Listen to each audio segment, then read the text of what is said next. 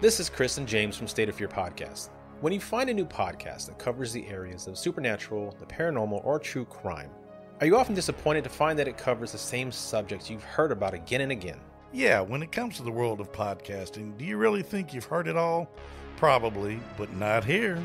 Every Friday, we go from state to state to uncover unusual or horrifying stories that often tend to fly under the radar of those other podcasts. What stories, you might ask?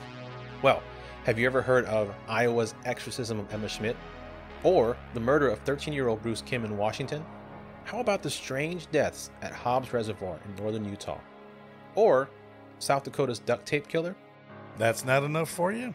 How about the South Carolina Third Eye Man? Oklahoma's Abominable Chicken Man? What about the Devil Monkeys in New Hampshire? Or the Rougarou of Louisiana? Well, we've covered all of these and much more, and this was just the first season. Now that we have your attention, allow us to play some clips to further stimulate your interest. In February 1977, a 24-year-old man named Stephen Kubacki was cross-country skiing through the snow near Lake Michigan. Once he reached the edge of the lake, he took his skis off to sit down and rest. When he got up to leave, his own tracks were gone and he became lost.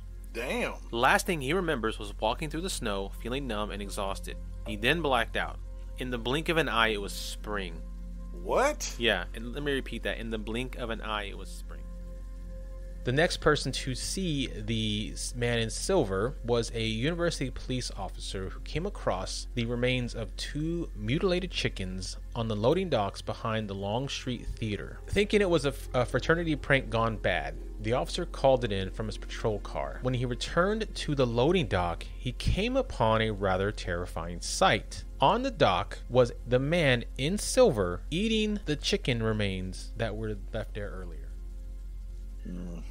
One evening in 1984, Lana was in bed and sat up to turn off her light. However, she heard a scratching on the French window panes in her room. She drew back the curtain and screamed loudly as she glimpsed a pale, white, sickly face of what looked like a man. But not a man. It had white, pale skin, greenish yellow eyes with red on the outside and ugly teeth. Hey, I think it was a dude from Poltergeist. That's what I was going to say, Reverend Kane. Sounds like Kane, yeah. Yeah.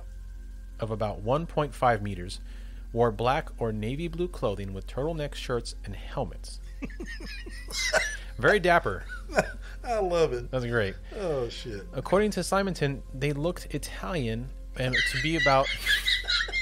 Yo, what's up, man? And to be about 25 to 30 years old. One of the beings stepped out and handed Simonton a silver, two-handled thermos-type jug and indicated he wanted it to be filled with water, which Simonton did. He returned the jug to him. I'm sorry. I'm trying so hard not to laugh. That's fine. There.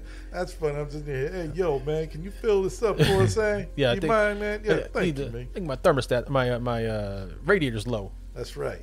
He returned the jug to the man and, quote, looked into the saucer. He saw a man cooking, quote unquote, cooking on some kind of flameless cooking appliance, probably a George Foreman grill. The quote unquote chef, who had red stripes on his pants, gave Simonton 4 hot pancakes. So, is your morbid curiosity piqued?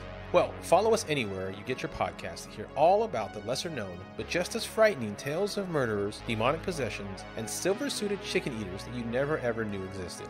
State of Fear Podcast, where terror is homegrown.